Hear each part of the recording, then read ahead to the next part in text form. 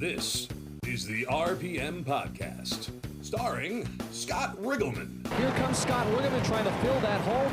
Tim Riggleman. Holy crap. He's a freaking animal, by the way. He's got a hell of a pumper on that thing. He is a heck of a pusher. We're like a bulldozer. And Josh Matthews. Could you see yourself being a pool guy, though? The level of work seems ridiculous. Stupid. All right. Just like the coronavirus, here we are again. It's episode 165 of the RPM Podcast. It is March 2nd, 2020 at 7:30 p.m. We're actually getting a nice early start tonight. I'm Scott Riggleman in Manchester, New Jersey at the Edge of Divorce Motorsports studio. My brother Tim Riggleman is up in Farmingdale, New Jersey. Tim, how are you? Good, ready to go. And we have Joshua Matthews down in the Matthews family studio down in Waretown. And Josh has a special guest with us tonight, Mr. Dan Thomas from Absecon, New Jersey. Dan is the owner and operator of RC2U. He's a sponsor of the podcast. He's also the guy that gives us a spot to do our show at the Motorsports Expo every year out in Pennsylvania. Dan, how are you? I'm doing good. Excited to be here. Yeah, thanks for taking the ride up. I know Absecon. Yeah, it was only 40 Is minutes. it right next door to Fork of the River, but it's not too far. Yeah. It's about a half hour for you. It took me about 40. So About 40 minutes. I can't complain. It's a night out of the house. It's been a while since we had somebody in the hot seat down there with you, Josh. You're getting lonely down there. So I think the last person was Tim. I don't think we've had anybody else here.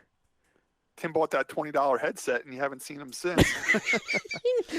He said he liked driving or he didn't mind driving, and then all of a sudden when he got that headset, he was like, yeah, I ain't driving no more. I'm going to make this headset pay for itself. I'm sitting home and doing it. I think that drive home after the show is the killer. We don't have really too much to talk about, but the NASCAR, two NASCAR series are out in California this weekend, so we're going to at least talk about that today. The one series that wasn't out there, they already came back home from the West Coast swing, was the Truck Series. We just want to we talked about it a little bit last week about them having that bounty thing going on with Kyle Busch, where Kevin Harvick put up $50,000, and then the guy from I think it was a Camping World himself that sponsors the series. Was it Gander? Yeah, it's all owned by the same people. The guy from Gander and Camping World, they put up another $50,000, making it $100,000 for any Cup driver that can drop down into the Truck Series and beat Kyle Busch. It can't be like a Xfinity guy, it can't be a regular truck guy. It had to be a full-time Cup guy to come down and do it. And since last week, it has been announced that there is two Cup drivers stepping up to the plate to try to win this $100,000. One of my brother's favorite drivers was back in the Cup Series back in the day when we were kids was Austin Bill from Dawsonville. Well, his son Chase from the other place, he's actually coming down into the Truck Series to try to win the $100,000. He's driving a GMS truck. The tie-in there with Chase Elliott and GMS is Mike Beam, who was Bill Elliott's longtime crew chief back in the day. He runs that team. He's the team manager of that team, so he knows Bill Elliott real well, and he probably watched Chase grow up. So there's the tie-in there. The other driver they're bringing in, I don't know what the connection is and why this happened, but it's Kyle Larson. Kyle Larson's going to drive one of their trucks too to try to win this $100,000 bonus. So that's pretty cool. I think it's pretty cool. I don't think either of them have a chance. Well, Larson's doing it at Homestead, which everybody is afraid of him at Homestead because of how he drives. Oh, so he's not doing it in Atlanta? No. Larson's doing it at That's Homestead. good to know, 'cause the next truck race is Atlanta, right? Yeah, and I think Elliott's doing it at Atlanta and Larson's doing it. But if one beats him before the other, I mean, Larson's just sitting back. But I think the whole tie-in with Larson is he's the one that did the cherry picker tweet after Kyle Busch won, I guess, Daytona or wherever he won. Kyle Larson tweeted with a bunch of cherries saying he was a cherry picker. So I think that's somehow how they tied it in to try to get him to do it, and especially at Homestead because that's supposed to be his best track. Well, let's see. Kyle Larson's going to end up in the wall, right? And then Chase is going to choke with like 3 to go. So I think Kyle's safe for right now. Yeah, and I think they were trying to get Clint Boyer to do it. There was the number, the 75 that was truck. Some back marker team. Yeah, it was. But they were trying. that was through that Barstool Sports. Right. One Bite Everybody Knows Rules. Tim, the pizza guy, he was trying to get Clint Boyer a deal to go do it. But the other tie-in with Chase Elliott doing it at Atlanta is his sponsor Hooters is based out of Atlanta. So I think that was the tie-in too. That's kind of turning it into what it is. Chase Elliott's home track because Atlanta's in Georgia. Chase and his whole family is from Dawsonville, Georgia, which is not far from Atlanta. Plus Hooters is the restaurant chain that sponsors Chase Elliott is based out of Atlanta. So that's a perfect track for him to do it. It's kind of like a home track deal, just be like Truex doing it at Dover or something to that effect. I think Chase does have a chance of beating him because the GMS does build pretty good trucks. They were the people that were building the trucks for Stuart Friesen last year, and Stuart Friesen ran very well in those trucks. Mm-hmm. I think he has a chance. Why not? But Josh, you mentioned something that I didn't even think about. You're thinking if Chase goes there and wins the $100,000 bounty, that's it. It's over. I wonder if they would do it again. I think they would put the money up again. I don't know. I mean, at that point, are you oversaturating this? Right. This kind of deal, and the excitement goes away after a couple times. I mean, you can only have so many races where you have such a big. Because I know they already know what races. Kyle's allowed to run 5 of those truck races, and they already know which races he's running, and they advertise it for those 5. Those 4 races that are left. That's a good point. I didn't even think about that. And the other problem is, what if Kyle Busch blows a motor in that race with Chase? Yeah, or gets wrecked out. He has to be running at the end. Yeah, but then does Chase now have to find another race to go up, or is he done and out and lost his shot at it? Yeah, he might just choose that race, and he might. I just think he has sponsorship for that race through Hooters, and that's why he's going there. He might be able to find more, put a deal together later on too. I'm not sure how that's going to work. Dan, you're saying that if Kyle blows a motor, then it doesn't count. I know that's what Kyle Busch was saying, that they can't wreck him and he can't drop out. He has to be running at the end. That's what he was saying. That would make sense. Yeah. It'd have to be a head-to-head situation, Right. So I like it. I like it. I think it brings a lot of attention to the Truck Series, which it needs. It also twists the other Cup guys' arms to come down into the Truck Series to get more eyes on the series. I like it. It will be interesting to see if someone does beat them out of Atlanta, if they will carry it over to the next race. Now, didn't somebody else offer another 50? Yeah, I was just getting to that. Okay. Chris Larson, the owner of Halmar Racing with Stuart Friesen. Chris also owns the Orange County Speedway up in Middletown, New York.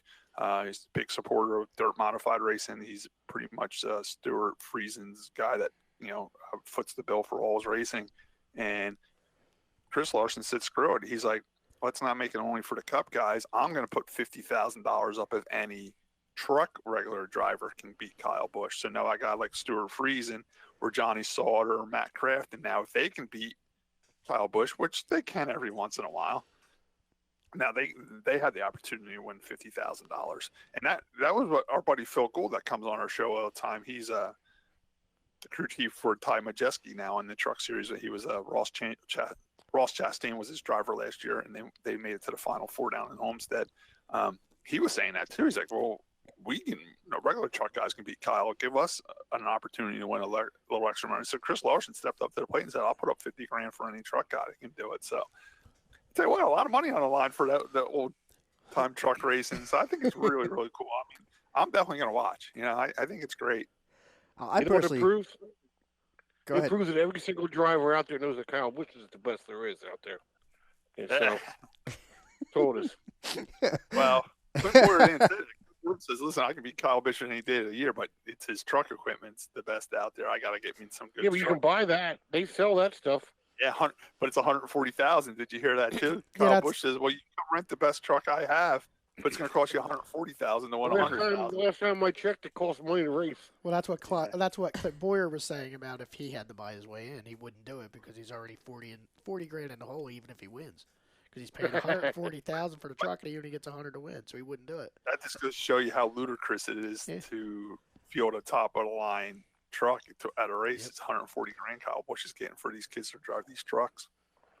Well, it's you're trying to have the best of a lower series. I mean, it's one way to look at it. I mean, I enjoy watching the truck races, but I mean, it's almost like the guy that dumps that could afford to run a modified or something, running with the 4 cylinders or factory stocks. I mean, outside of his first year or two in it. When's that happen? Never. That doesn't happen anymore. No. Are you talking about me, Josh? Is that what you're saying? No, because I've never I need to see your tax returns from your towing. All kidding aside, though, it's going to bring more attention, like Scott said, to the series. It'll bring more sponsors and more fans in the stands, so it'll work out for the best. And it'll help Kyle Busch's sponsors because now more eyes are on him now too. I'm telling you, it's really cool. I think it's a great thing. As long as it stays clean, I think it's a great thing for everybody involved. I'm glad it's happening, and I hope if someone wins the first race, the money can carry over to the next time he races too. And every time Kyle races a track, someone puts $100,000 up. And to be fair, I think Scott has too much experience for the factory stocks. I honestly don't know the financial end of it. Not a money thing, it's an experience thing. Yeah. Dude, when I was dropping off that banner behind you this afternoon, I'm walking up to the front door and I see a trophy staring at me from the window upstairs. And I know about your trophy shelf in the garage already. That's actually Kevin Ayers' trophy, to tell you the truth. That's Thomas's bedroom. Okay. When Thomas was a kid, for some reason, Thomas went down to victory lane when Kevin won, and Kevin gave him his trophy. So that's Kevin Ayers' trophy in Thomas's room, staring out the window. All my trophies are out in the garage.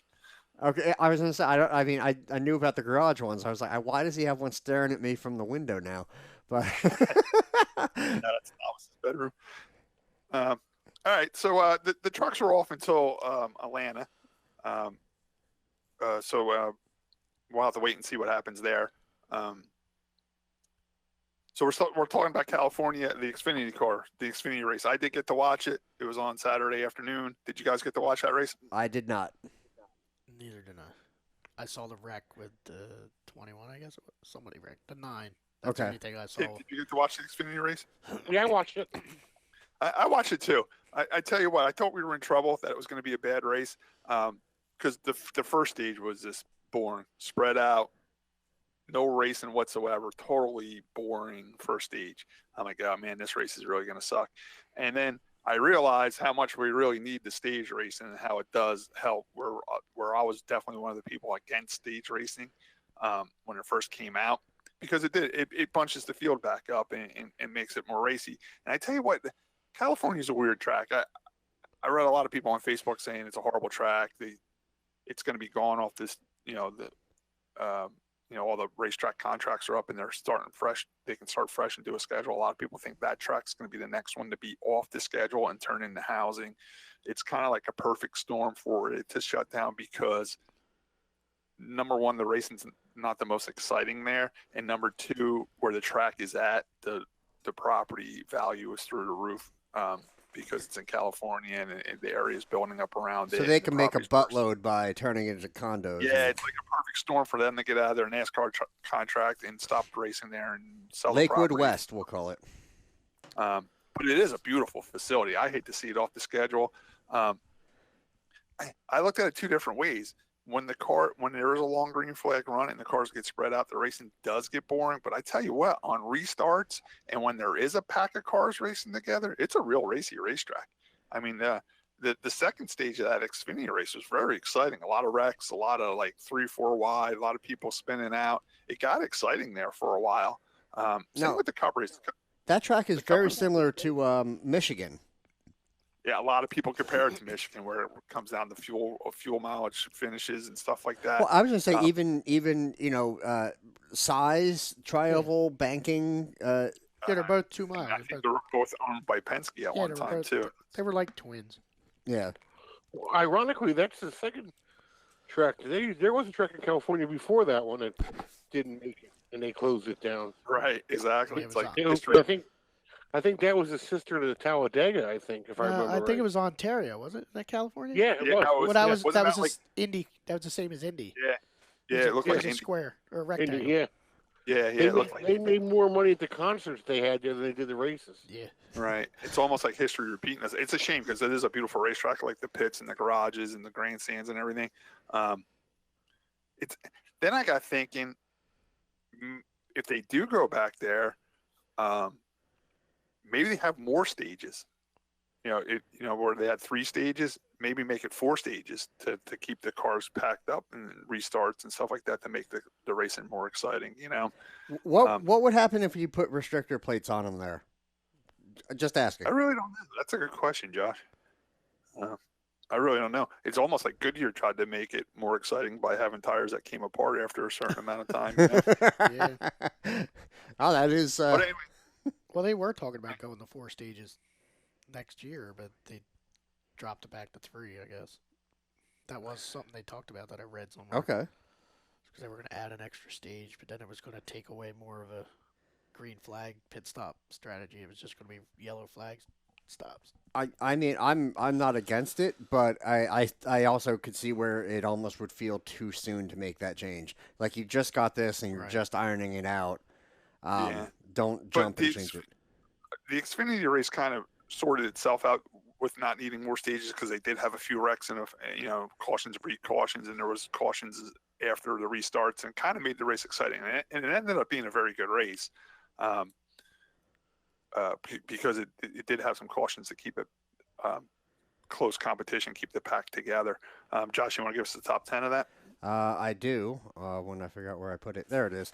All right. So Harrison Burton, we've been hearing that name a lot, gets the win, followed by Riley Herbst, Austin Cindric, Sieg, Haley, I just dropped my phone, Alfredo, Hemrick, Chastain, Clements, and Williams are your top 10. Was I supposed to mention anyone else, Tim? Joe Graff Jr. Okay. He had a flat or something too. 31st. Yeah, he had something go wrong. He got into I think he got involved in a wreck, and then after the wreck, I think he had somebody rubbing on the tire and got a flat on top of that. So he had a little bit of a tough time towards the end of the race. It only looks like 4 DNFs. So I mean, he was the next to last person running. Yeah. So I think he was pretty taped up too there at the end. Couple of things. Ryan Sieg, he's another one. He had a great run the week before, and he had another great run. And I think he's like 4th in points now. And he's a family-owned, under-budget team. He's doing very well. Not only did he finish 4th, I think his team car, which is the number 93, finished 9th or 10th as well. So he had 2 cars in the top 10. 11th. It was 11th. 11th. Scott, yeah. So and that car ran in the top 10 there for a long time. So for that small team, they're running very well, and they're doing pretty good. The other exciting thing was Harrison Burton winning. It's a big win because he ran the Truck Series last year and never won.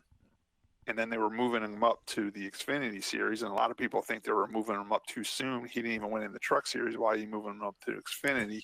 Chase Elliott. And within his 3rd race, he won. And more importantly, I had a $5 bet on him, and I won $45. That was more importantly on my DraftKings thing. And he dominated. He spanked him. He took off and he was going. He ran a really good race. The car was super fast all day. The other pretty ironic thing was it was leap year. It was February 29th, and he won his first Xfinity race on February 29th, 2020. His uncle Ward Burton won his very first Xfinity race February 29th, 1992. That's pretty cool. Yeah, it was a pretty good tie-in little thing, a little side note, so that was pretty neat that on leap year, his uncle and nephew Burton both got their first Xfinity win, so I thought that was pretty cool. Another thing that's back now with Harrison Burton racing in the top tier series is they're calling it the Kim Cam. Do you know what the Kim Cam is, Josh? You're going to school me, Boomer. He's probably looking at his mom. Just the camera focus on his mom is all I can think, because that's all they ever. Yeah, that's what they used to do with Jeff Burton.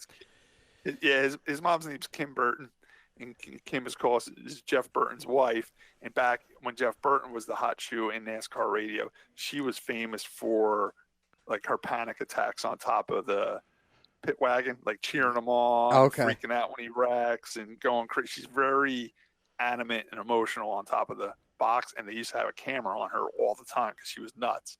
Well, now that Harrison Burton's running up front and running well, they call it the Kim Cam. They got the camera back on Kim Burton on top of the box to see her reactions. Of when how old is this kid? 19? Who, Harrison? 19 or 20. He's 19 or 20. Yeah, he was 19 or 20. His mom still looks gorgeous. I know. How long until he's like, everybody's like, yeah, you won again, but your mom's on top of your box. Well, I remember that with Carl Edwards. Carl Edwards had to tell his mom to stop coming to Victory Lane and stuff because people started calling her like Carl's hot mom, Carl's mom's hot, and stuff like that. Because she was a very pretty lady. And like, yeah, Tim, you're right. At first, it's cute that your mom's there in Victory Lane, but sooner or later, you got to be your own man. And the most famous I'm trying to get with the Monster Girls. Yeah, exactly. Yeah. The most famous one was Joe Nemechek's mom. Remember when we were kids? Oh, yeah. She'd be down on, like, they'd be pit stopping, and she'd be down in the pit stop area where they're pit stopping, taking pictures on a disc camera. Harrison Burton is 19, by the way. What's that? He is 19, Harrison Burton. Yeah, okay. October 9th, 2000. Boy, do I feel old. All right, go ahead, Scott. Kim Cam's back, so the Kim Cam is back in action. All right, so that moves us from the Xfinity cars, and we're moving over to the Cup stuff now. Like I said, not the most exciting race in the world. I think there was only one caution in the race for incident with, I think it was Clint Boyer. I think he got a flat and spun out, or the tire came apart, and the tire stuff was on the track, and they had to throw a caution for debris. So once again, thank God for the stage racing because it did keep it bunched up and kept it exciting, at least a little bit of exciting. But once again, when there was 4 or 5 cars running together, it got pretty exciting. But then when they spread apart, it gets boring. You know what I'm saying? I still think it's more exciting than it was last year. Like, this package is they can still pass. Oh yeah. You know. Well, there was a radio from Truex, he getting all sorts of ticked off at people.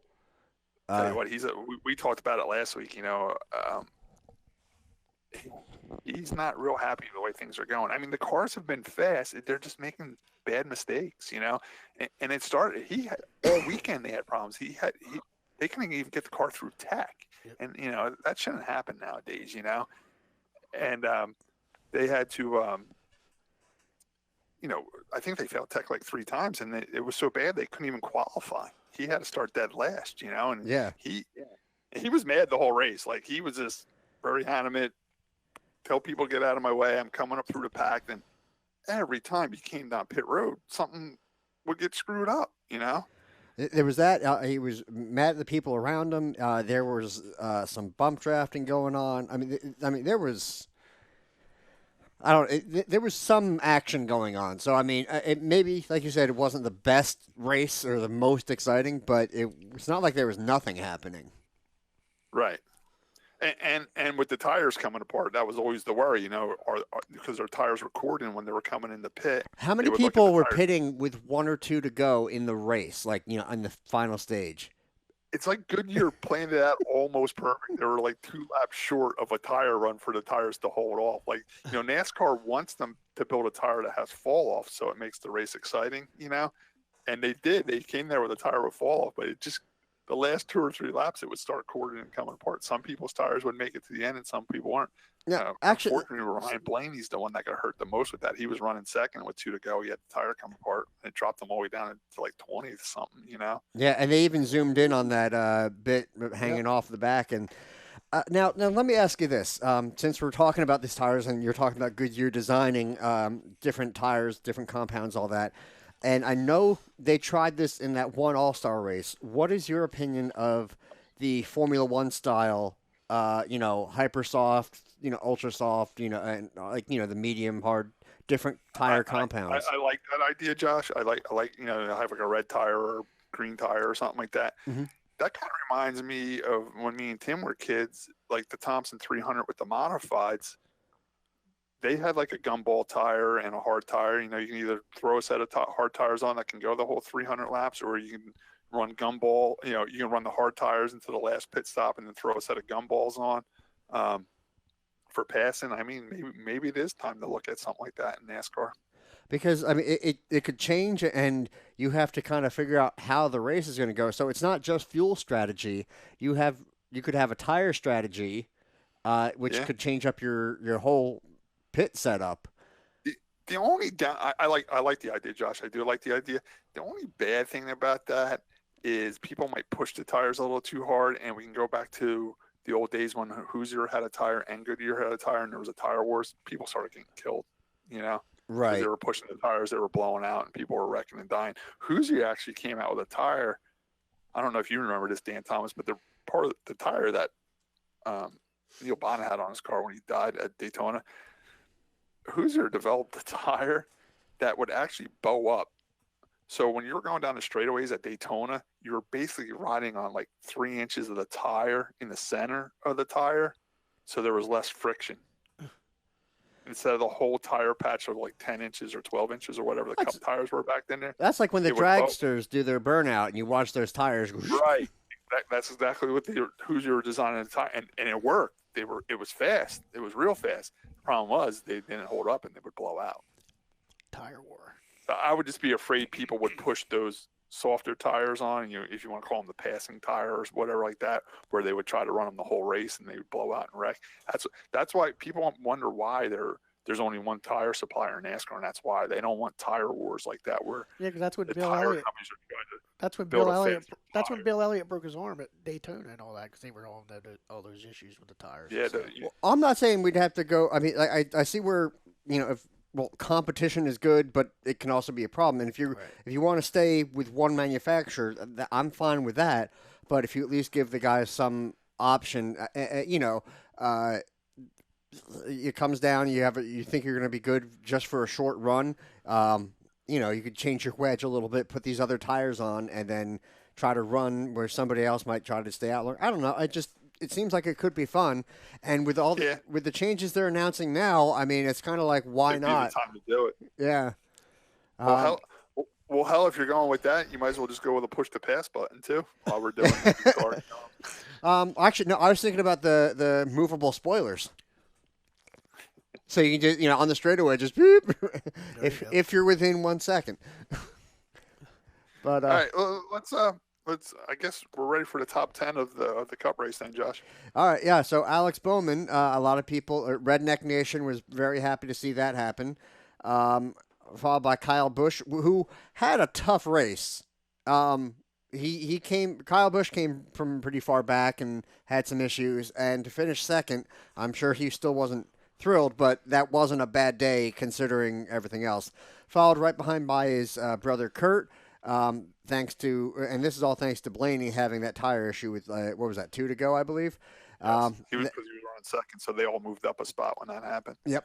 Then we have Chase Elliott, Brad Keselowski, Denny Hamlin, Jimmy Johnson, Eric Almirola, Kevin Harvick, Eric Jones, and that is your top 10. Anybody else I should mention? Joey Gase, he's Hot Pockets, his guy. All right. 33rd.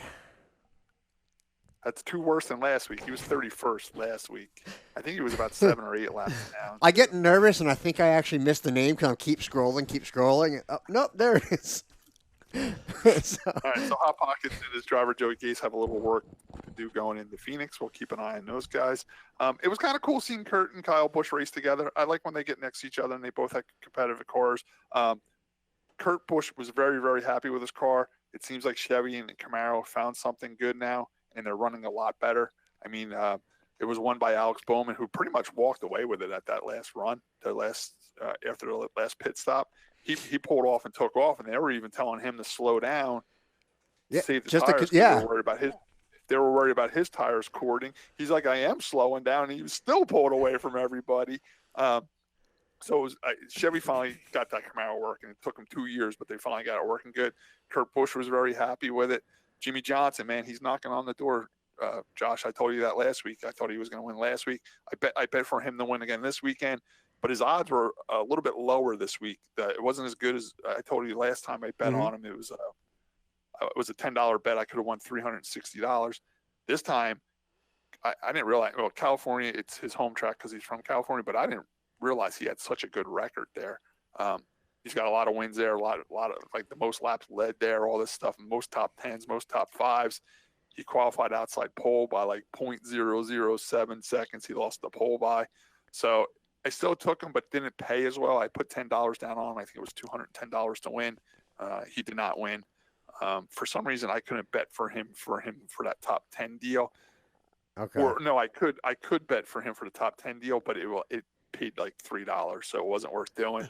The next one, I thought that I paid pretty good, and I thought maybe I would have a shot at it to make some money. I actually picked Michael McDowell because he actually qualified pretty good, like 9th or something like that, and he was fast in practice, and his paid pretty good. It was like, if I bet $5 on him, it was like $170 to win. If I put $5 on him, it would have paid $170 for him to finish in the top 10. Okay. Unfortunately, he didn't do it. So I didn't take Jimmy Johnson for the top 10 because it only paid like $3. So I mean, Jimmy Johnson and his new crew chief really seem like they're gelling. It seems like the Chevy Camaro is running a lot better. I don't know if Jimmy Johnson's going to win in Phoenix. I actually think Alex Bowman's going to win again in Phoenix because if you remember correctly, good track. Danny, you know what I'm talking about? That was the race he filled in for Dale Jr. He pretty much had that race won, and then a late caution came out, and he wasn't able to hold off on the restart. Yeah. But he was gone. He was like a half a track ahead the first time in that car.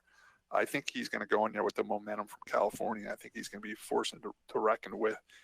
Yeah, he's got a good head of steam, so that'll, propel them forward for that.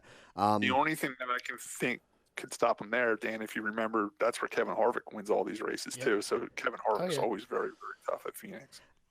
How do you think? How would you judge Kevin Harvick's performance so far this year? They're down. They're down. Okay. They're not that good. Now they had a bit of a rough season last year, but they kind of came back towards the end of the year, it seemed.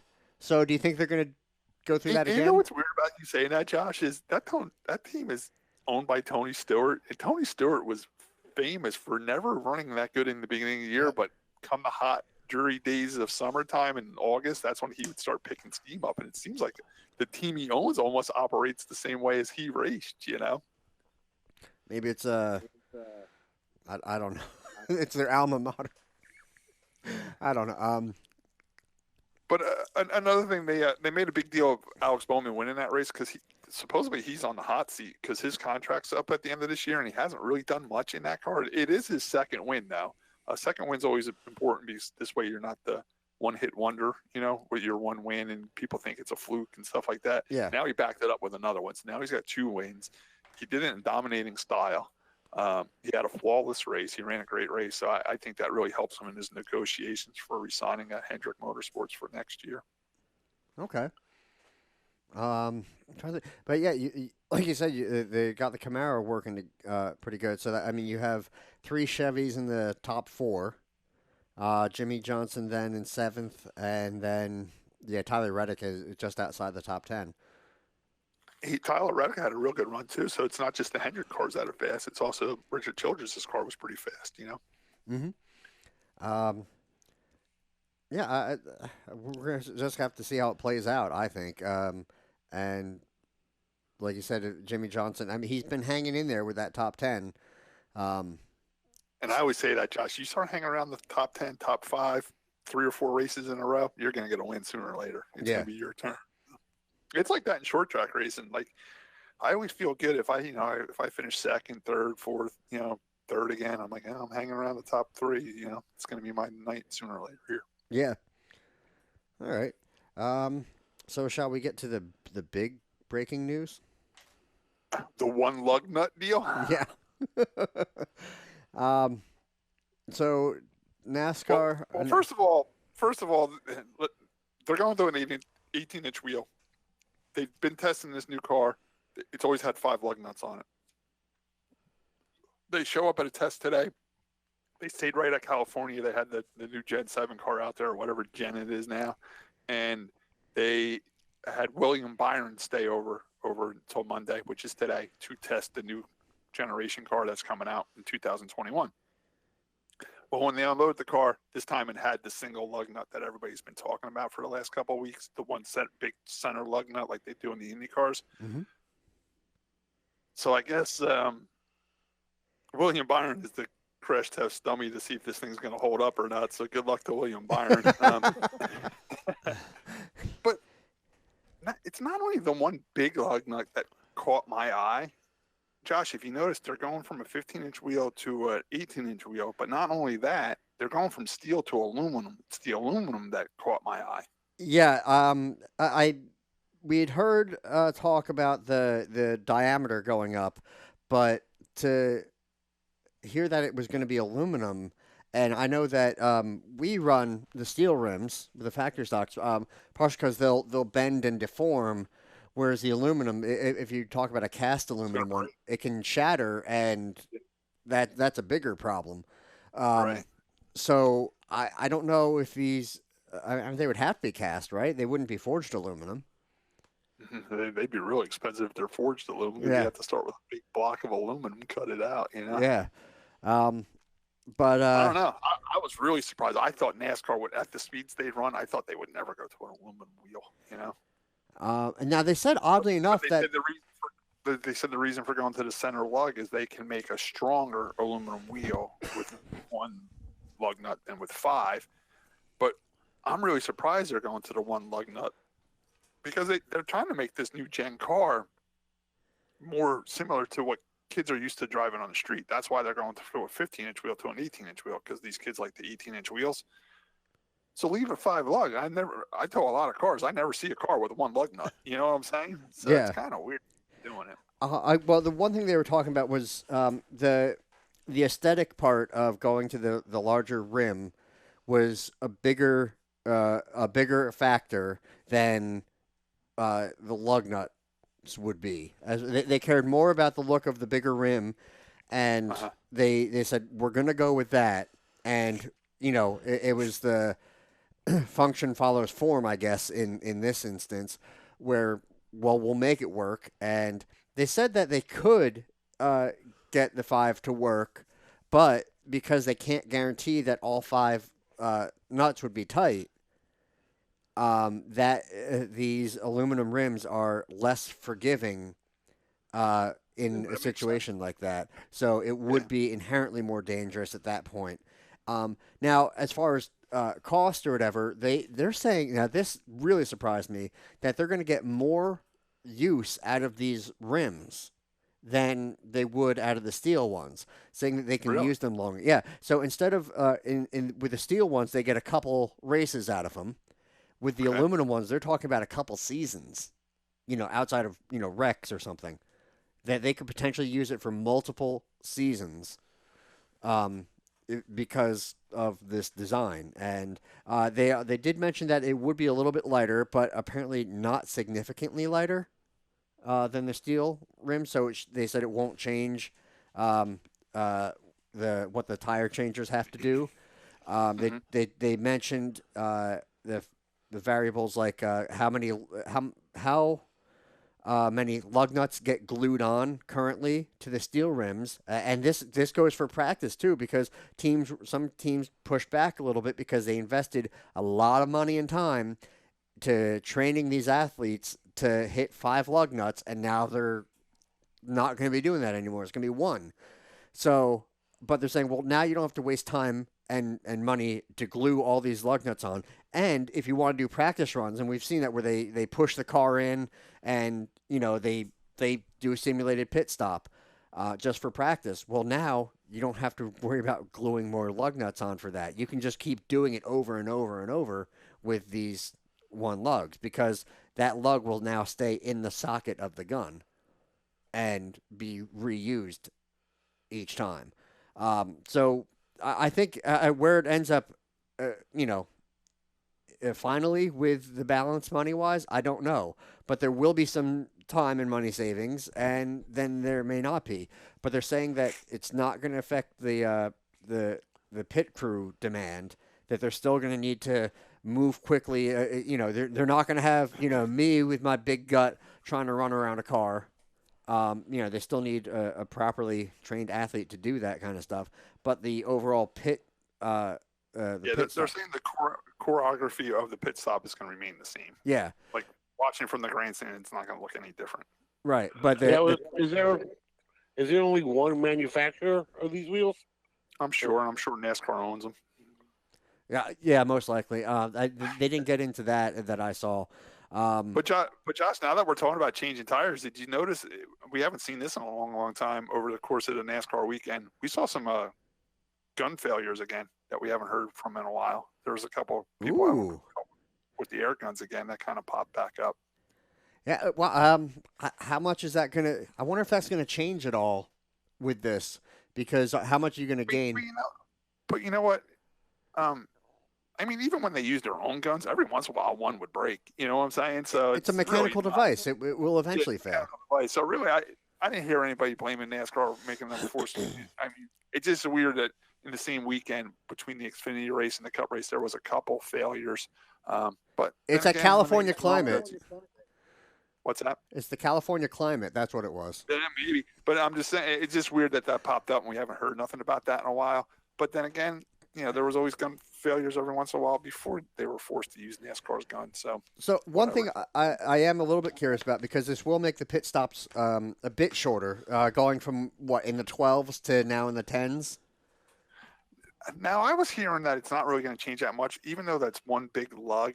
They said that the threads on the lug is going to take a little bit longer, so it's not going to make the pit stops that much shorter. It is going to make it a little bit shorter, but they said that they changed those 5 lugs so fast, and this one big lug nut's going to have more threads on it, so it almost takes the same amount of time to change the one big lug nut as the 5 small ones. Well, I'm just curious, fuel-wise, how long does it take to put in a full load of fuel? I mean, let's say you had a long green flag run, your tires are fine, and you need to pit for fuel mostly, and you need to put. How long does it take to get 2 full cans in there? I'm not sure, but I'm thinking they're getting to the point now where they can change the tires faster than they get the fuel in the car. So now it's like the tire changer guys can even take a little bit of time because they got to wait on the fuel guy anyway. Yeah, that's kind of where I'm going with that. I'm just kind of curious how that's going to ultimately affect everything. All I know is come 2021, NASCAR's going to look a lot different. This new car, new lug nuts, new everything, new schedule, new tracks. Well, I still and they talk about the reason for going to these rims, specifically the larger diameter, is to make it look more like the cars we see on the road. Okay, I get that. But why is Martin Truex still driving a rear-wheel drive Camry? Yeah, well, to tell you the truth, they're changing that a little bit too. I mean, it's still going to be rear-wheel drive, but now they're going to like an independent rear-wheel drive. They're like no more Ford 9-inch rear type style rears. You know what I'm saying? Yeah. No 1960 truck arm suspensions. They are updating the car into, 21st century or 22nd century, whatever we're into now. So yeah, they are making a lot of updates. It's not the old farm wagon race car anymore. They are updating. I just keep finding myself stuck in between what I want out of NASCAR, where you go back to when manufacturers would come up with a better car so it would perform better on the racetrack, and they would design it so it would be more aerodynamic and stuff. Whereas now you have to fit all these templates and everything to try to make the cars equal. Could we get to? I guess you really need to go more to the Rolex, the sports car, IMSA races, where the actual manufacturers are trying out new things that they're going to be putting into production cars down the road. But I mean, that's what NASCAR used to be, was the new Ford whatever, the new Chevy whatever, and that other than no pony cars, right? You had to have the best. Remember the Superbird caused a big stir when that came out, and then eventually had to be. Yeah. It's been a long time since we had that wow factor. That wow factor is definitely gone. You know what I'm saying? Yeah. So I mean, but what do you do? I mean, you need these cars to fit templates and try to keep them equal and competitive, but then you also want to make them more like their street counterparts. Where's the balance? Yeah, I hear you. All right, Tim's starting to fall asleep over there. I did want to say something. I do have a little bit of breaking news out of Manchester, New Jersey. Unfortunately, Tim, North Wilkesboro Speedway is not opening back up. Why do you say that? This is why I say that. I listened to Dave Moody's show on satellite radio, Josh. I don't know if you heard this on your free radio you're stealing. But that guy, that councilman or mayor or whatever from North Wilkesboro called in the Dave Moody show, or Dave Moody called him and had him on the show, and he had nothing. He had really nothing to say, and it was kind of, he's kind of backtracking. You know, he's saying he wished someone would do it. Of course he wishes someone would do it, but he doesn't want to be the one to do it. Yeah, exactly. He's not the one putting money. The only thing he could say that had a positive effect on it is one of the reasons that track closed down, Tim, and I remember you telling us this, was the sewer. They had a problem with the sewer systems there. And he said that the one thing he could guarantee if somebody was to open the racetrack up again, him and the city would take care of that problem. There is sewer lines finally running over that way, not far from the track. And it was a septic? Yeah, it was an old septic system, and it just couldn't handle the crowds anymore. That was part of the big reason that place failed, because they had no sewer system. And he is saying now that the track's been closed 21 years now, other than like 2010, they had like a modified race there. But he did say that there is a sewer line close to there now, and the town would take care of that cost of running the sewer pipes into there, so the place had city water and city sewer. That's such a minor cost, in the grand scheme of things.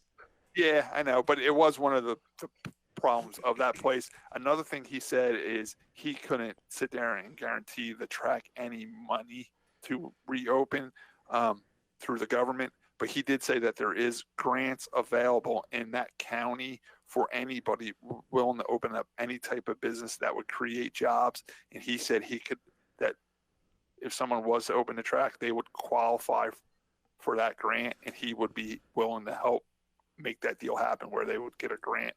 I don't know how much the grant would be, but he said there is grant money available for businesses in the area that are creating jobs, and the track would qualify for that. But other than that, he wouldn't say nothing. He didn't want to, it was like he was being real careful what he said, because he knew he was being recorded, and it was being, the whole conversation, I'm like, yeah, this guy has nothing, so. But there's so much more, like, if the town would be willing to let them host other type of events and use it for, hey, even on an off weekend or something, use it for a job fair, anything that could be otherwise a public use. That's one of the things he said, that place would have 100%, whatever they wanted to do, they could do there. Right. Like Wolf Stadium wanted to put a drive-in movie theater. Right. Yeah, the town wouldn't hold them back from doing anything. Money there, you know what I'm saying? Yeah, you need that guaranteed support. Otherwise, it's a big risk. But Timmy, you're saying that there is an exit there. He was kind of saying that the exit needed a lot of repair, and one of the problems with a big crowd, they were calling it a two cow lane path road that goes in there. Is a real narrow town road. Yeah, it wasn't like a 4-lane superstructure, but there was a way to get from point A to point B easily. So that was one of the concerns. But after hearing this councilman that was trying to say that he's going to get the track open back up, the interview left with more questions than answers. Let's just put it that way. So always does. Yeah. I mean, I guess as long as it stays in conversation, hopefully it won't, completely die, and maybe there's always a little bit of hope. You just hit the nail on the head. It's almost like this guy floated the story out there just to keep the fire burning. Keep it going. Keep the fire burning. Keep it lit, because now is the time to have it lit, because all the racetrack contracts end this year. It's a fresh slate starting next year, so that's why they're trying to get into it. And NASCAR saying they want to go back to the short track routes, and that track's sitting there. He just throwing it out there, like Tim to say, keep the fire lit, and hoping the right people say, "Oh, that guy from Wilkesboro says we can open that track." But this guy had like no money, no people to talk to, never talked to Bruton Smith, never talked to Bob Bear. Who else was trying to get NASCAR back in there? Was it Nashville or something we were talking about? Yeah, well, he's like, NASCAR's trying to get back into Nashville because they want a short track. Well, we're still sitting over here. You can come over here too, So that guy was just saying, don't forget about us sitting over here in North Wilkesboro, Right. Yeah. Yeah, I don't know. I mean, it would be great if it happened, but again, until you find somebody that's actually going to have the money to dump into it, and It's nowhere closer than it was 21 years ago when they left there. Unless you got someone like Dale Jr. behind it, he can move mountains. That guy, Well, he can get the right people behind. He just had everybody clean it off so they could make it for that video game thing. So it's a little. I know. It's a little bit. See how much they got accomplished in like 2 days over there. So it's a little bit. It's a little bit better off than what it was, thanks to him, for a video game. But Josh always said it too. Just knock everything down. Knock all the buildings down. And just bring in food trucks and porta johns and have some type of race. You know what I'm saying? Like, that's what I want to do in the backfield. Scott will race it. I mean, he drove. How many miles did you drive down to Greg Biffle's place to race with him? I don't know. That was a long ride. Yeah, and he was just doing circles in somebody's field. Yeah. Speaking of Greg Biffle, I wonder if the Triple B race is going to be off this year because he just announced that him and his girlfriend are having a baby. Yeah. When you shared that link, I commented, so much for going back to racing, I guess. I mean, not that he couldn't afford to do some of it, but I mean, he can definitely afford to have another child. That's for sure. I'm happy for them. I mean, I got to spend a little time with them that weekend we raced, and they're a great couple. A lot of fun to hang out with. So yeah, they announced Greg Biffle's having a baby with his girlfriend. So good luck to them. Is that show the Driver's Life show that you used to watch? Is that still on? Is it still current? Nah, they just had like one season. It was only like 8 episodes. It was. You were liking it though. I loved it. I wish it would come back. You know, I thought it was great. I loved all those type shows. Yeah, it was only like 8 episodes. I really liked it, but now I haven't seen any advertising for it coming back or heard anything about it coming back. Something I wanted to bring up before we get to our bit of the local stuff. I had shared a post on the podcast page. They called it. I'm not sure how you pronounce it, but it's basically the XFL version of NASCAR. 300-mile races, no speed limit on entry to pit road, 1 bonus point for bumping a car out of the way, but -5 for wrecking them. I like that. I'm okay with that. Cars have NOS and underglow. Championship finale at Tony Stewart's Figure 8. I'm all on board with that. And here's the kicker. Robbie Gordon is the commissioner. I saw that. Some of the ideas I like. And I tell you what, if you watch a little of the XFL, I know Josh isn't a big football fan. Dan, do you watch football? Yeah, I saw a little bit of the FXL. I tell you what, I watched a little of the XFL because it's not horrible. It's not horrible. I just wanted to see what they were doing different. And one of the things that are doing different than the NFL is they'll interview a player right on the sideline as the game's going on, which I thought was pretty cool. Kind of like they do in NASCAR. You know, they talk to the drivers in the cars on their cautions. They talk to the crew chiefs, you know, on pit road. I thought that was pretty cool. Like, you know, a running back comes off the field and he just got stuffed for a touchdown. Now the defense is out on the track and the offense is just sitting on the sideline. They interview him right there while the story's fresh and hot. I thought that was pretty cool. I think the XFL is the spiced up version of the NFL, and I think it wouldn't hurt for NASCAR to spice it up and maybe take a couple ideas from the XFL and move it over to NASCAR, you know? Personally, I prefer the LFL. Just throwing it out there. But I tell you what, the NFL always makes fun of the XFL, but the last time XFL tried to get it going and they failed, the NFL stole some of their ideas. You know, like the 2-point conversion came from the XFL, you know, so sometimes it works, you know. Well, it was originally done by Vince McMahon, right? Yep. It still is. Oh, it still is. Yeah, okay. It's just a reboot. Yep. He came back. I figured with the reboot he was somehow out of it. I mean, no, it's all him. Well, to me, it's almost like if you took soccer, which in America nobody likes, but you put it. I tell you what, I watched the soccer game on Sunday, waiting for the Cup race to come on. It was in Atlanta. It was Atlanta versus somebody else, you know, Nashville or something like that. I tell you what, that place was packed for an American soccer game. I was surprised how many people were watching that. It is gaining some popularity, but when you bring it down and you do indoor soccer, like you play it on basically an indoor hockey rink, you shrink that field down and your scoring goes up. The competition, I mean, it's a lot more close quarters, obviously. And it's like bringing the Cup guys to Bristol. Yeah. But, I mean, with the whole, like, when you take NFL, which I can't stand, but when you do indoor football, it gets a bit more exciting. I just think you have a smaller area, and when you crowd everybody. XFL isn't indoor. XFL plays on the regular football field. Well, I was just saying, but if you've ever watched an indoor. Yeah, the arena football. Yes, arena. That's I like that, and if you could combine that with the XFL, I mean, but the whole point is you're trying to make things a bit more exciting, change it up a little bit, and even if they did. Tell you what, though, Josh, you did mention one thing in the XFL NASCAR series, 300-mile races. I think we're going to see a lot of that when this new 2021 schedule comes out. I think they are definitely trying to make the race between a 2-hour and a 3-hour race. I like the 400-mile races. I think that's the perfect number. I think they're even going to shrink them a little bit more. I think you're going to see 300-mile or 300 lap or 350 mile, 350 lap. I went to races, Dover back when it was 500 miles, and now it's 400. And right. I think the American race fan is finally fine with them getting rid of the traditional 500-mile races, and I think they're even going to shrink them a little bit more. I think you're right. I think the one thing that can come out of that little priority you just said about the XFL NASCAR, the 300-lap and 300-mile races, I think that's going to happen too. I know we laugh about it, but the bonus point for bumping out of the way, but -5 for wrecking. I think in a way, just like we can penalize a driver for an intentional wreck, like when you think of the whole Carl Edwards, and was it Keselowski? Yeah. That was what, Atlanta?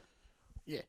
Something like that. Well, they black flagged him. He was off the track. So I mean, you can penalize for that. There's going to be a gray area, but that is something fun to think about, even if you made it more of a all-star race kind of thing. But we look at the all-star race as generally a way to try out new ideas. Because, I mean, my wife would even say, as we came up to Daytona, like, they have the shortest off-season of any sport. Yep. Because, we just finished the season, and now we're already racing again. NASCAR does have a very, very long season compared to anything, any sport, which I'm fine with it. I like a short off season. We got to remember too. Every other sports, we race on Sunday. They have baseball games on Tuesday, Wednesday. Well, baseball you have double headers, and they play nonstop. Hockey. I tell you what, I think we're going that way too, Tim. I wouldn't be surprised if you see like a 200 lapper on a Wednesday night at Bristol. Yeah. Okay. Because Bruton Smith even said one time, he said he wouldn't even care if he had people in the grandstands. He would do a midweek Wednesday night TV only 200 lap cup race. Well, we see how well the Prelude or the dirt race. The truck race at Eldora goes. I mean, that place is packed, and that's a midweek event. Oh yeah. So I mean, if you do it as a one-off, maybe 2 a year, something like that. But again, you got to be careful that you don't oversaturate everything by taking it. Ooh, it worked, and then everybody tries to do the same thing, and then it gets boring. So it's it's finding that balance of keeping it fresh and keeping people interested. But they were saying that's how Iowa can get a race date, because Iowa's been wanting a cup race, and they said, well, maybe they can do a midweek show. Like say if they're racing like Kansas and Chicago, and in between those two races, they can stop at Iowa and do a 200 lap midweek race on their way to the next race. You know what I'm saying? If they don't have to ship the equipment home and then back they would out. Stay out there, and what they're saying is a one-day thing: unload, practice, qualify, race. Okay. 200, move on down the road. Well, I like the expedited format. I do like that because hopefully you have less of that issue with. Pull in Wednesday morning, unload, go through tech, quick hour practice, qualify, race. It's that simple. Okay. 200 laps. That'll work. Oh, I like that. All right, guys, we're moving on to local. It's 8:30 here. I want to get going soon. We don't have much to talk about in local because there's not much going on right now. One thing I just wanted to bring up, a lot of people were wondering what Doug Kobe was going to do on the modified tour. His team owner, decided to call it quits and retire after last year. Doug was hoping somebody would buy the whole team and keep it intact, buy all 3 race cars hauler, keep the crew chief, Phil Moran, keep Doug Coby as the driver. That did not work out. The hauler sold right away. The transporter, the tractor trailer they used, that sold right away. Then it was announced after Florida, after Speed Weeks. The two of the 3 modifieds were sold to a ROC team out of New York because they wanted to move over to the modified tour. So they bought 2 of Doug Coby's car to race the modified tour. That was leaving 1 car without an engine left in a fleet. So Doug Coby decided to buy that 1 car, but not to race it. He just bought it for almost like memorabilia. The car was sitting there. It was his favorite car, had no motor. He was able to get it cheap. He was going to buy it just to keep it as memorabilia, keep it as his championship car, as a souvenir. But then when people found out he had ownership of the car, the wheels started spinning. They said, well, I'll come help you. I can get a motor. I can get this. And it kind of came together where Doug Coby started his own team. Now it's called Doug Coby Racing.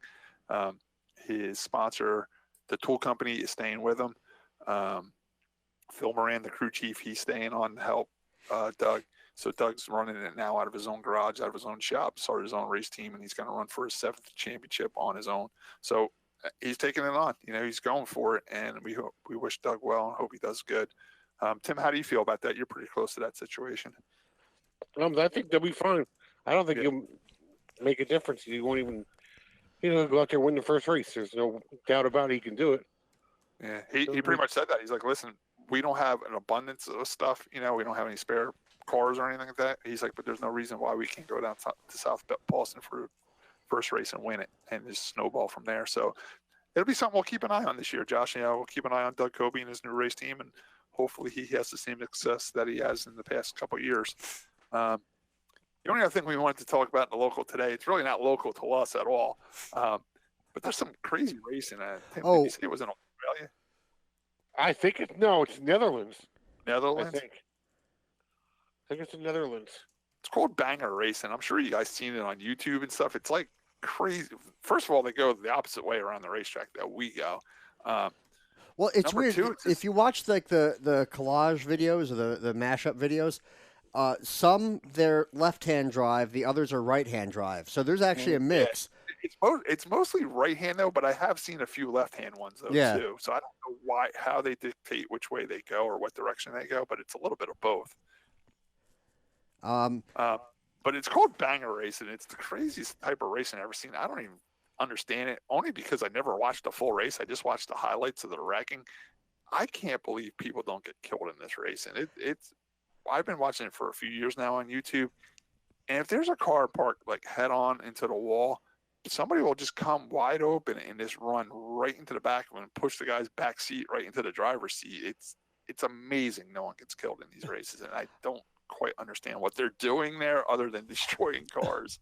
And it's weird. The most recent one that I shared, it was a mix of these, essentially little 4-cylinder cars, and then you see this big honking American V8 sucker.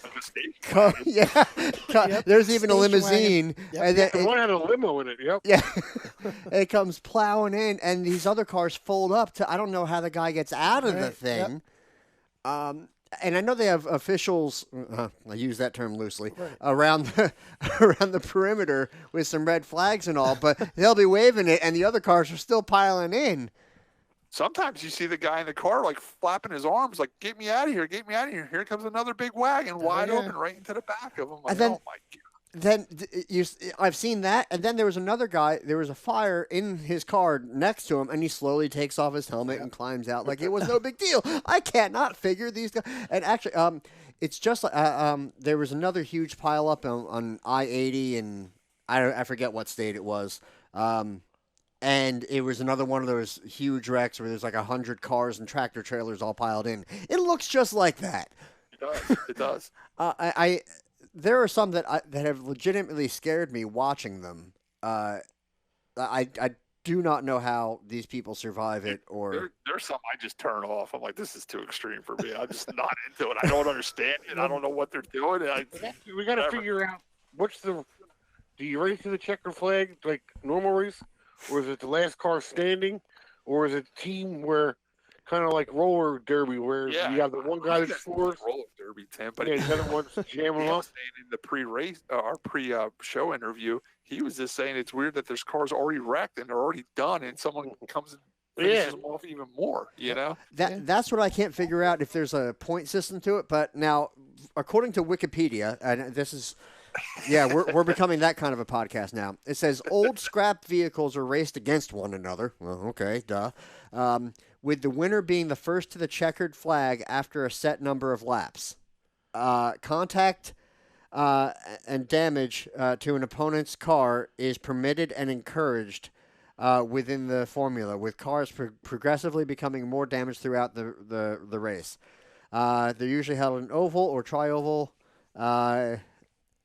And sometimes they're held at figure eights, but doesn't really say because I mean it's almost like I could see if you had a damaged suspension and you're pretty much done for the race, you're not going to win, so you just pile it in just to make more problems.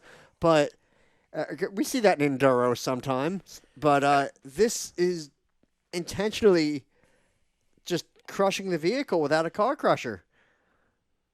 It's absolutely it's intense, insane. Man. I don't quite.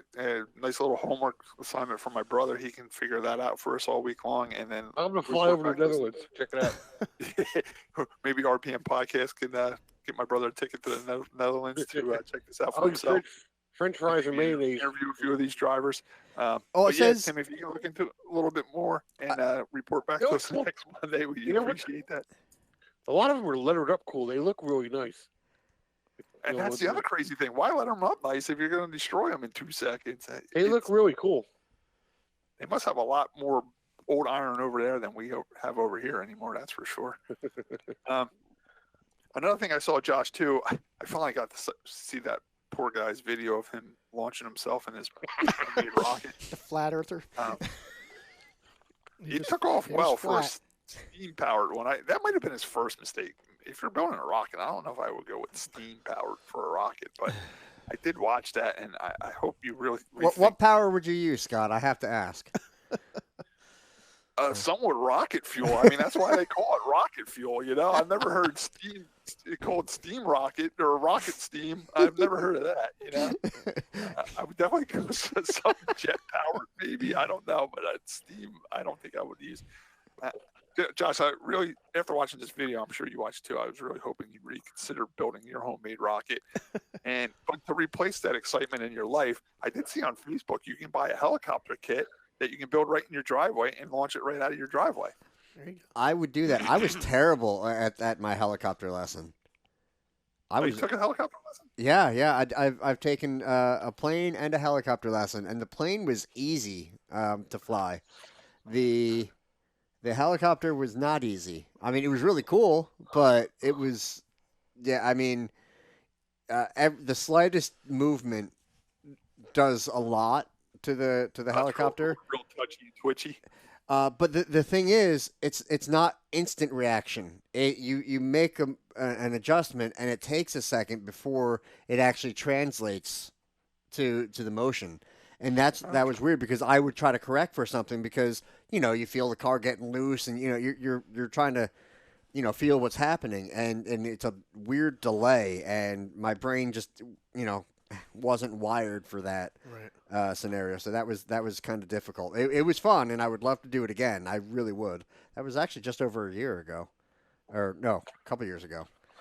I did want to mention one thing that I know that my quest to drive the Wienermobile has been canceled, but they made a Planners Mobile now.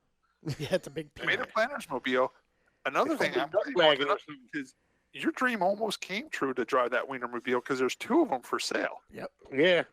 Did you see the one parent company that was in charge of renting them out to Oscar Mayer went out of business and they have 2 for sale, and they're pretty affordable. They 12,000, weren't they? Were they 12,000? I think they were $12,000. So I looked at my bank and I said I could swing 12,000 buy that hot dog Wienermobile for my brother. How many nuts does the Planters Mobile have? It's the same exact thing. It just looks like a nut on the outside. Yeah. No, but I mean, I was going to go with lug nuts because it's a nut. And they actually, I watched a YouTube video on it. Like, they hire like college kids. They do it for like a month, then they hand it off to somebody else, and they do it for another month. All I can picture is the Cheech and Chong smoke coming out. And when they had that picture up, they had the 2 pictures of the Wiener mobiles for sale. The peanut one was in the back, and it said in bold letters, "The peanut mobile isn't for sale. Please stop asking." So I guess a lot of people were trying to buy the peanut one other than the hot dog one. But remember, Josh, we talked about that Wiener mobile being built on a truck chassis. I said for $12,000, I can buy that thing. And how cool would that be to tow my race car to the track with every week? Oh boy. Well, what pit stall are you getting? I'd have to get a real long pit stall. That's cool. You can camp in it. For 12 weeks. You can't buy a camper. That's why I thought for $12,000. I thought that was a pretty fair price, you know. Honestly, it doesn't sound that terrible. I mean, is it gas or diesel? Do we know? I think it's gas. I didn't read the things.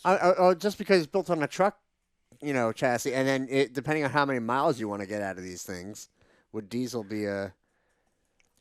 I don't know. I like to apologize to our listeners, but this is the off season, so we're stuck talking about this type of stuff because there's not much going on.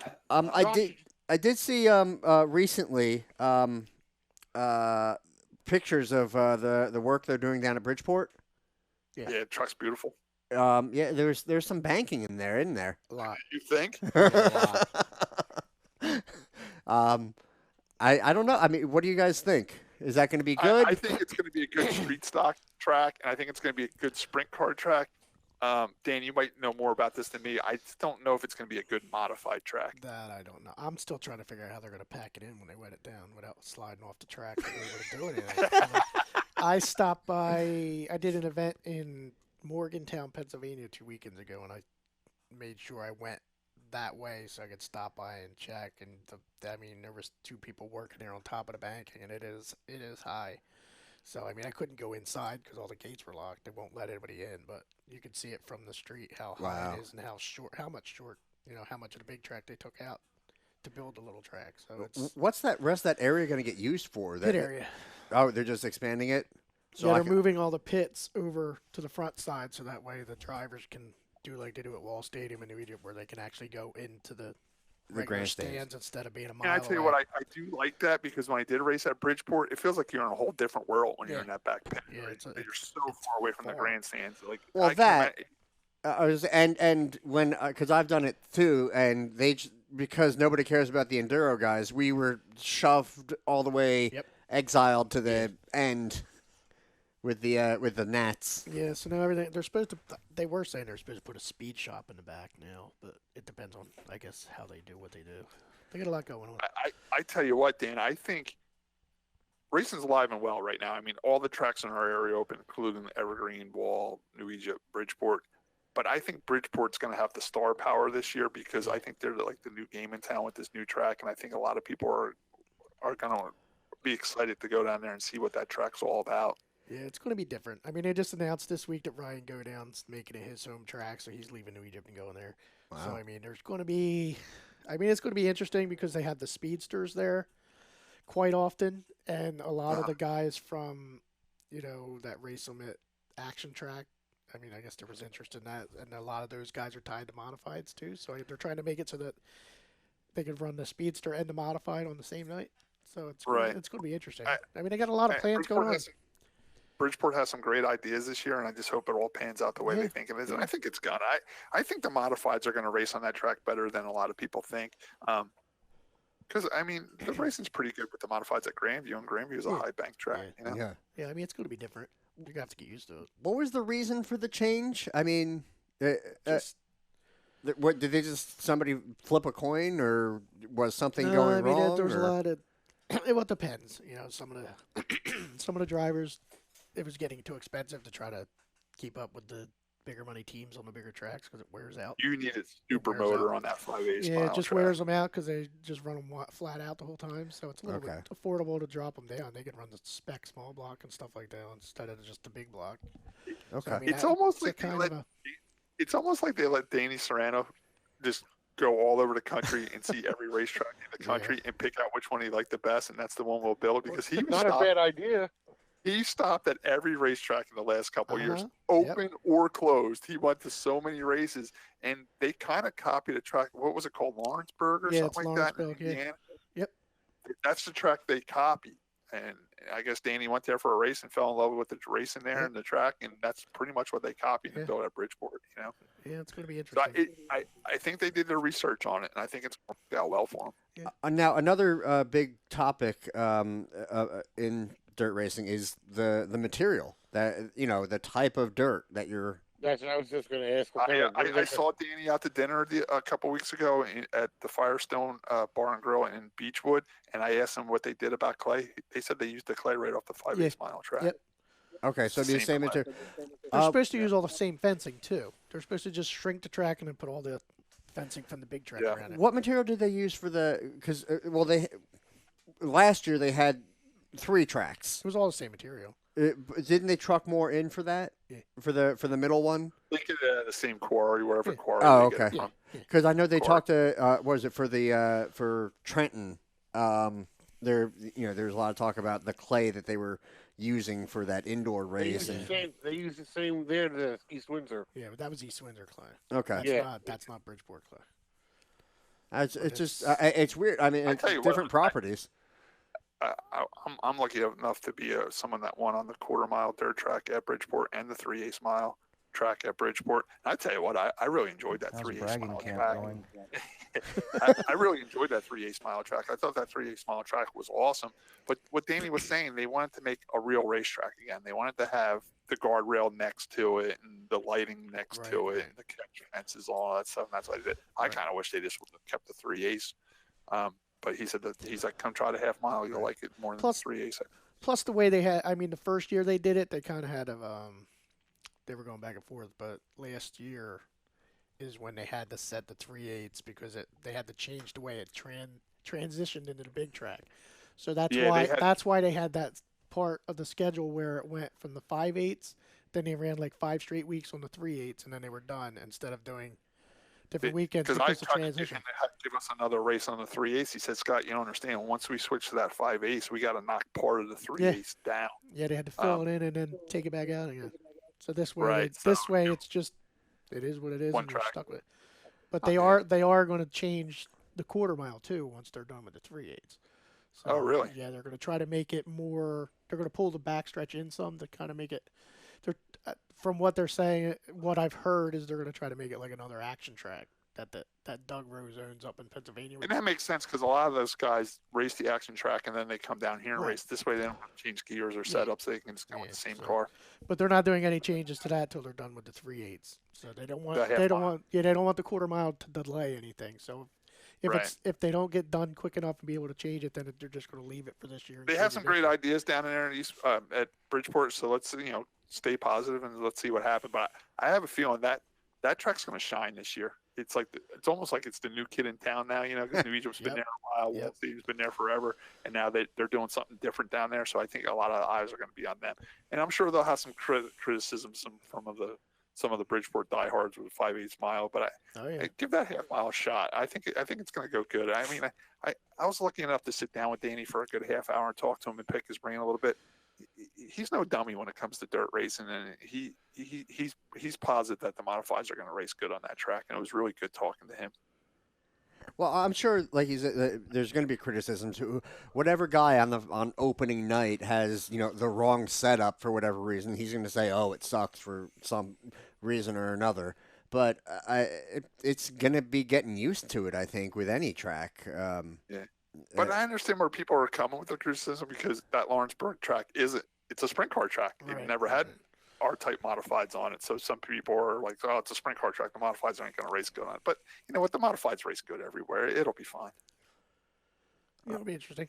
You figure with all the different classes they got too, they got the factory stock that they're doing. I guess that's just your class, isn't it? They just renamed it the factory stock.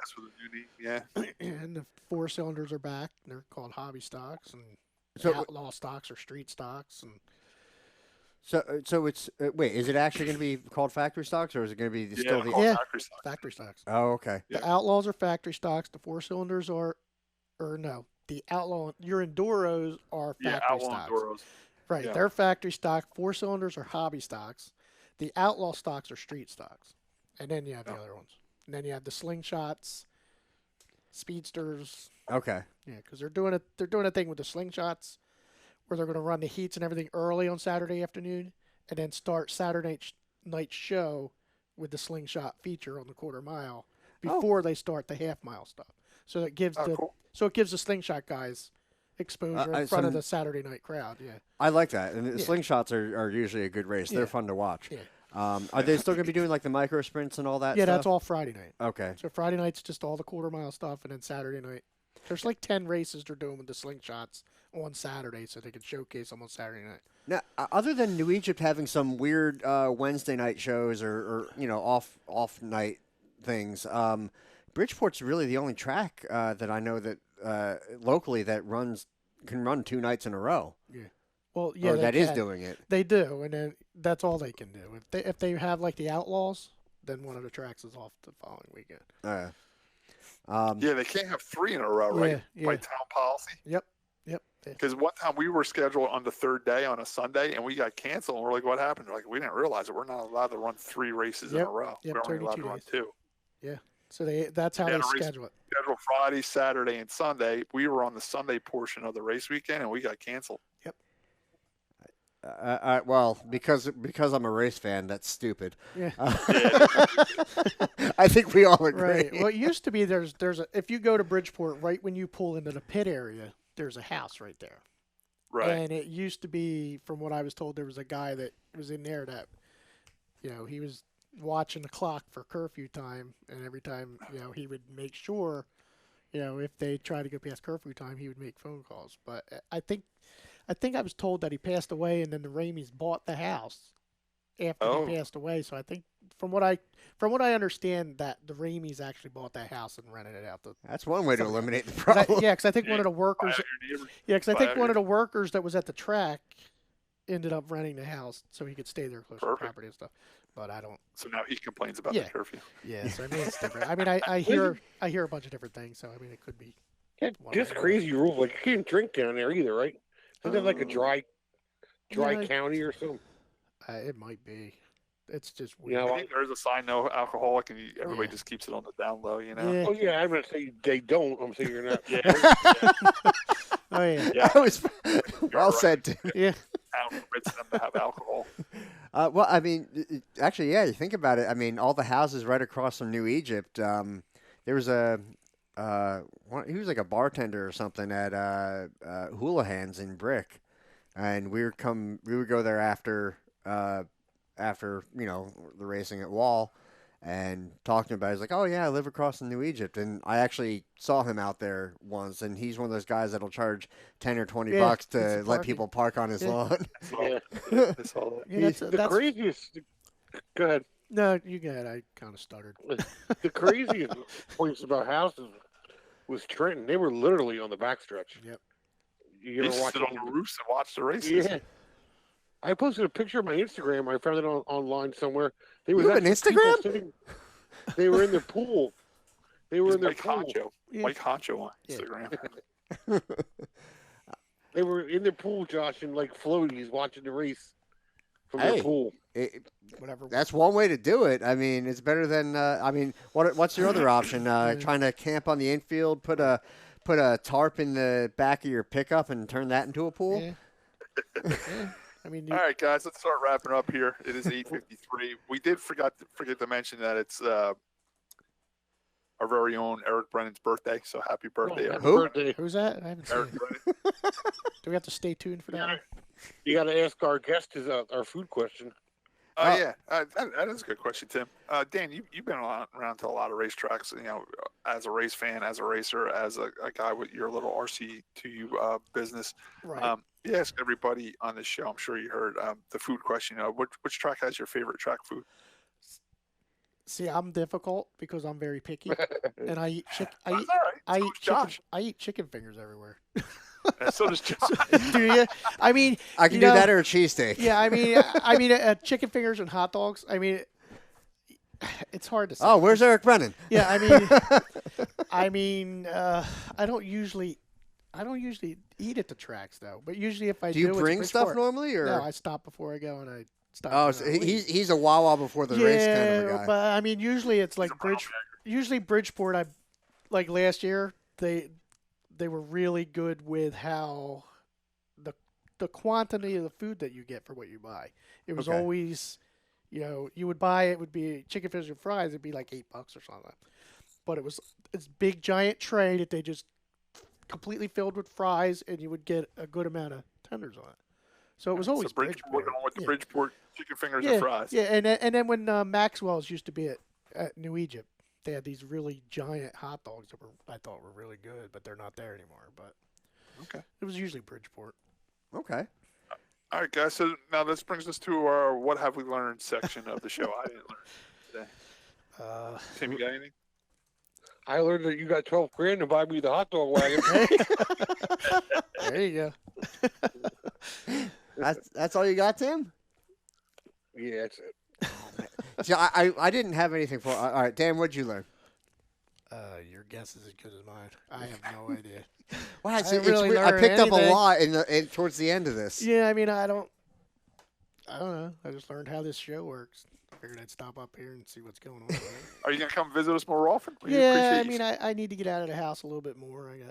Yeah, that'd be perfect, man. So I mean, Come on back. I don't mind it. We do it every Monday or Tuesday, sometimes Wednesday. Yeah, I mean, whatever. I mean, sometimes 6, sometimes 8. I mean, I have 6 kids at home, so I gotta figure out a way to get out of the house. So it's the way it goes. So Monday nights, man. Yeah, there you go.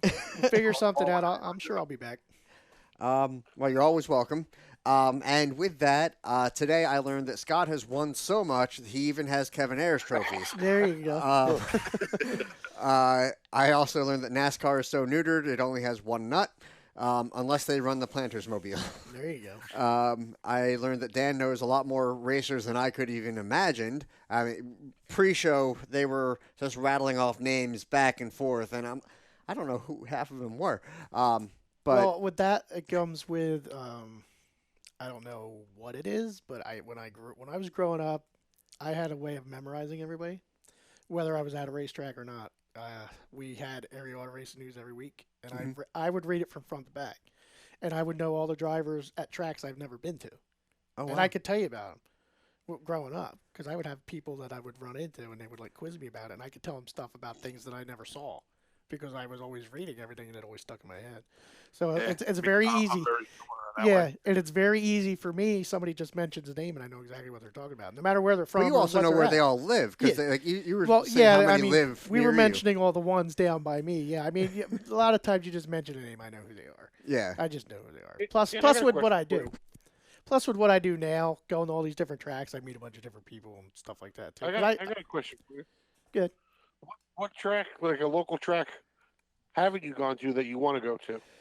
Like a bucket list track. Local? No, I mean, Well, local being a Saturday night track, not a cup track. Yeah, I mean, it's hard to say. I mean, I'd love to try to I don't know, as far as a Saturday night track, because, I've been to Bridgeport, New Egypt, Wall, Orange County. I mean, I don't have, a bucket list for that kind of thing. I mean, Dover was a bucket list for me. It was like a dream. It was like a dream come true for me to land that one. Right. I'm on Instagram a lot, and it kind of makes me jump a little bit when the Brickyard likes one of my posts when I post something from Dover. Sure. So I tend to to tag all of them. So getting a track where I would actually be able to travel over to say Indianapolis or Daytona or something like that just to go do what I do. I mean, compared to what I'm doing to be able to do what I'm doing. I mean, it's just. I mean, it was never expected to get as big as what I'm doing. It was just something I just did on the side, and then it just blew up. So I mean, it's I mean, I had a bucket list when I started, and I already have everything on the bucket list that I've intended to get. I mean, I try to add more each year, and I don't know what exactly to reach for because I just don't know what I'm actually capable of. I mean, I can, Well, either way. I mean, it's just, it's just me and my son, so it's two of us that do this, and some of the crowds we handle with just two of us is just unreal. So Wow. I mean, it's just I don't know. So we'll try to. Well, Tim seems to be able to connect us with just about anybody. So we'll figure out a track and we'll get you set up and maybe. Yeah, I mean, I had New Hampshire contact me, but they didn't want to really like pay me, so I wasn't going to make that trip for nothing. So I mean, it's I pretty much now that I have Dover, like Bristol or Richmond or any of the other tracks, it would just be like crazy to me. So Okay. I mean, any other of the big tracks, but as I far think as Bristol would be Saturday a night, good one. but as far as Saturday night tracks, I mean, I just don't know. Stafford, maybe. I don't know. All right, Josh, are you done with your what have you learned? No, not quite yet. I have a little bit more. I learned that Scott was looking at a picture of a wiener, Mobile, and I learned that Dan likes giant hot dogs. There you go. Who doesn't? We're good. That'll work. You saved it right to the end. You were clear until that. That's right. My night's complete. All right, guys. So that wraps up episode 165. Thanks for joining us, and we'll see you next week. Have a good one. Good night, everyone. All right, good night, guys.